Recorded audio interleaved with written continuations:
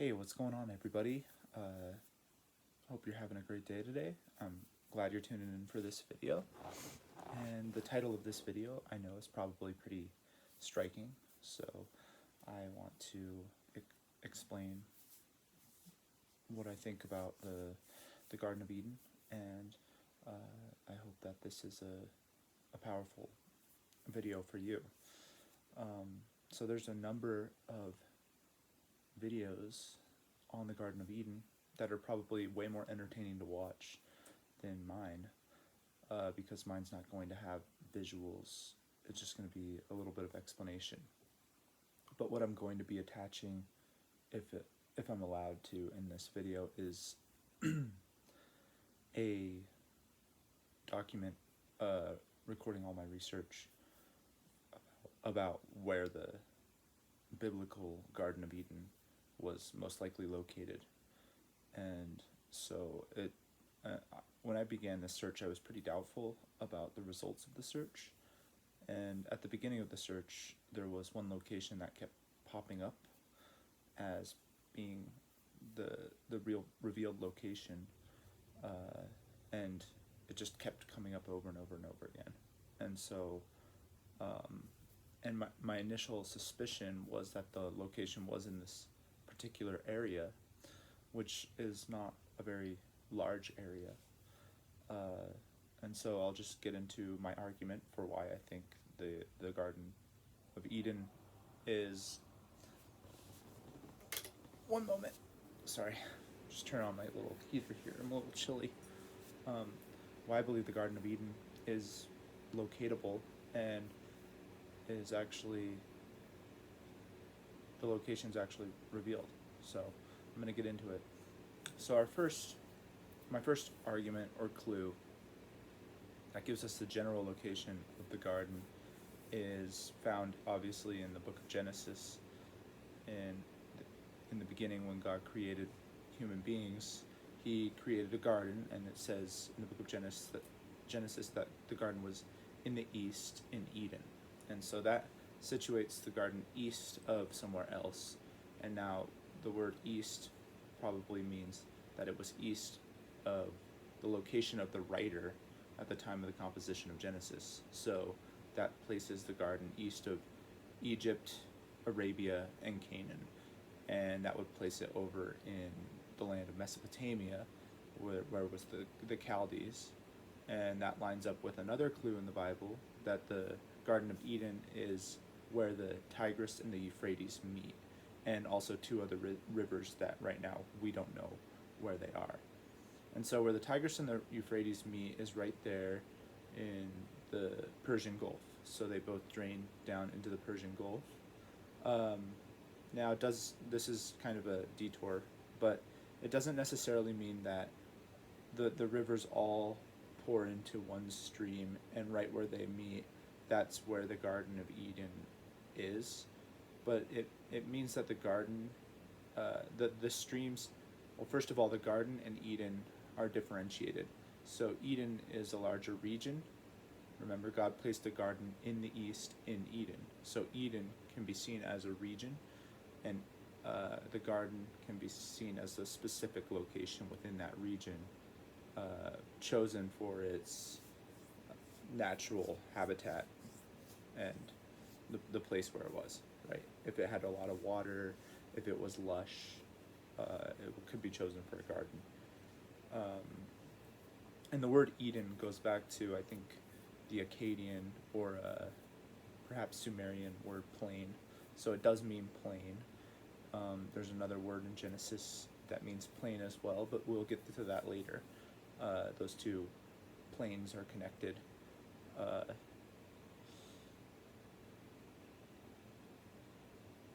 So in the east in Eden there was a garden, and Eden is a larger region. The garden is a smaller location in the region. Eden is likely where these rivers converged, and from there they split in their foreheads. So if you're at the bottom of these rivers looking up, you're going to see one river diverge into multiple rivers. And that's what it means when you're at the head of the rivers and they split. So So it doesn't mean that you have to be at the top where there's one water source that splits into 4 different head rivers, right? So that caused other people to, that presumption caused other people to think that the Garden of Eden was somewhere at a higher elevation. Like in the mountains of Turkey is another place that people look for Eden. Okay, so now we're going to really start getting kind of closer and narrowing down our search. We know it's somewhere in the region of Mesopotamia, likely lower Mesopotamia, near the head of the Persian Gulf, because of the clues that were given in Scripture alone. Where the Tigris and the Euphrates meet, it's in the east, in Eden. Now, I might be mistaken about this, but from when I looked at, the composition of the book of Genesis took place around the 17th century. Now, that doesn't mean that the original stories in Genesis weren't much more ancient than that and weren't carried down through oral tradition from Abraham all the way to Moses.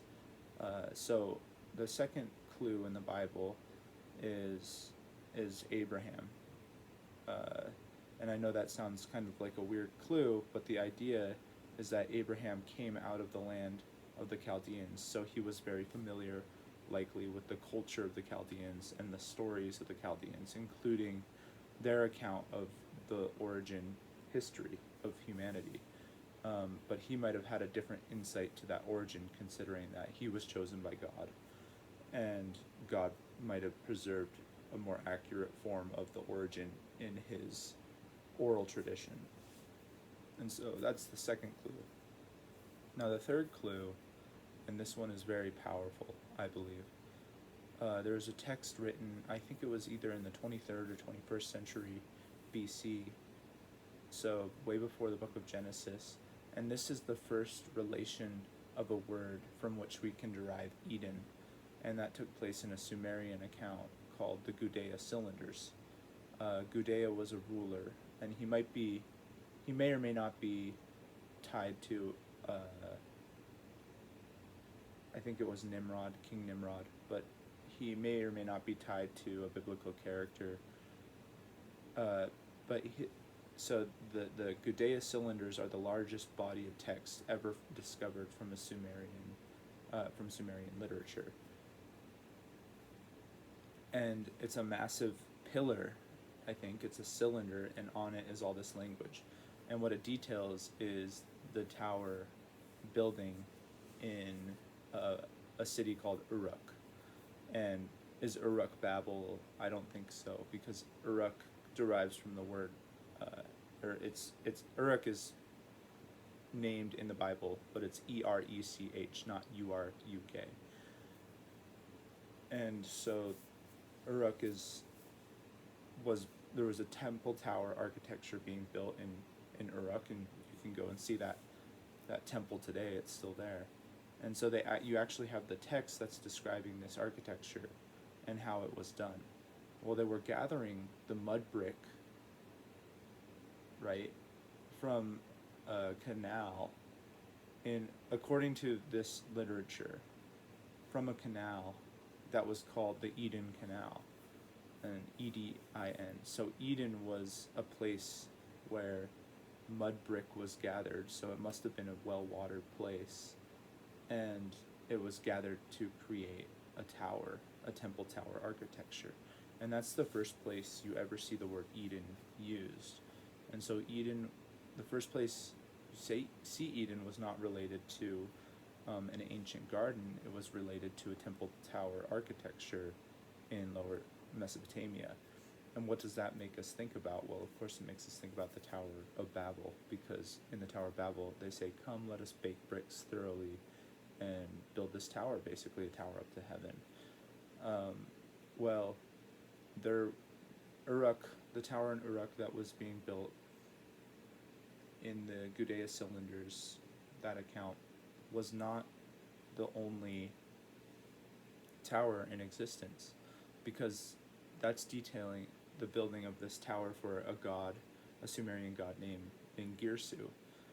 And in the Gudea Cylinders, Ningirsu already resided in a different temple in a city called Eridu. And Eridu, so there was already a temple built in Eridu, and the archaeological records show that the temple in Eridu predates the temple in Uruk and other temples in the region of Mesopotamia. And so there's significant evidence to show that the most likely location of the Tower of Babel is in that city called Eridu that took place. There was temple tower architecture that took place there. And since it was in the same general location, the bricks that were being gathered were likely being gathered from a similar region, the region of Eden. And so that's a lot of information about the location of where the region of Eden likely is. And so my argument is that the location of the garden in Eden is that it was in Eridu. And I believe that's for a number of reasons. First of all, the location of Eridu is the lowest one of the city-states that's named in Genesis chapter 10, I believe. But Genesis chapter 10 doesn't name Eridu specifically, but Eridu is definitely related to Babel. It has been discovered by multiple archaeologists that it's related to Babel. And so, first of all, that's a really challenging idea, is that Babel and Eridu are similar and related. But we know that Babel is on a plain, and that plain is called Shinar. And the word Eden is also, etymologically linked to a plain as well. And so that doesn't necessarily mean that Shinar is Eden, and those plains are the same things, because they're different. They're named as different areas in the Bible in the same Genesis account. But likely, they likely overlap or come really close together. So if you're looking at the land of Shinar, it's on the western side of Mesopotamia, and it's a big desert plain. And then the region of Eden, according to the Gudea cylinders, is that lowermost part of Mesopotamia where the head of the Persian Gulf meets. And so the plain of Shinar would be kind of northwest of the land of Eden, and they kind of meet in the middle there, and right where they meet is in that place called Eridu. Eridu is a very small city. It's 2 by 2 miles, so it's not a massive place, but Eridu is kind of right in that area, right on the border of southern Mesopotamia. It's definitely linked with the Euphrates River, and from there was canals. And so the last thing that I was going to talk about in this video is that there are multiple sources that link Eridu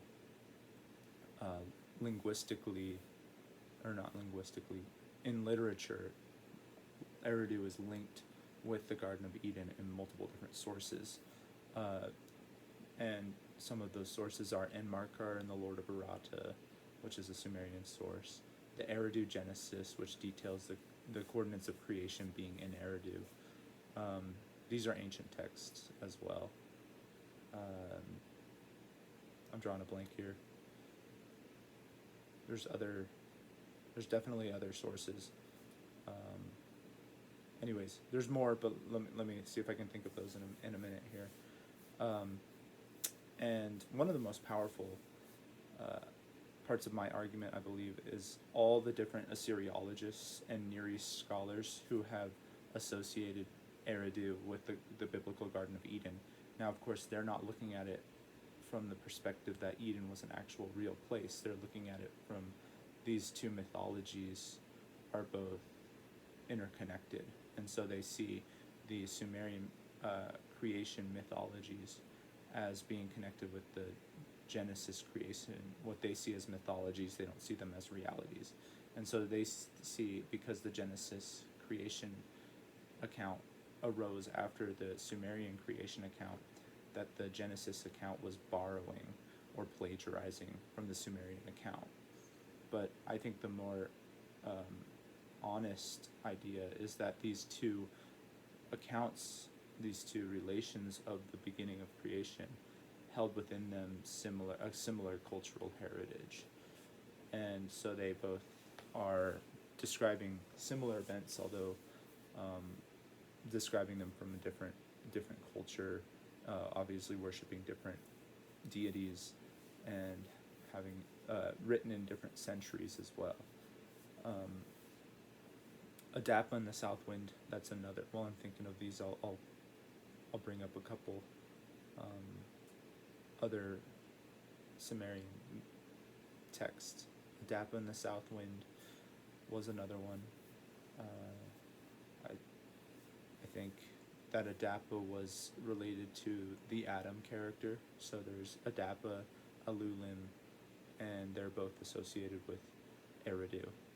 And so the argument is very powerful that all these Near East scholars and Assyriologists who had studied the literature and the text,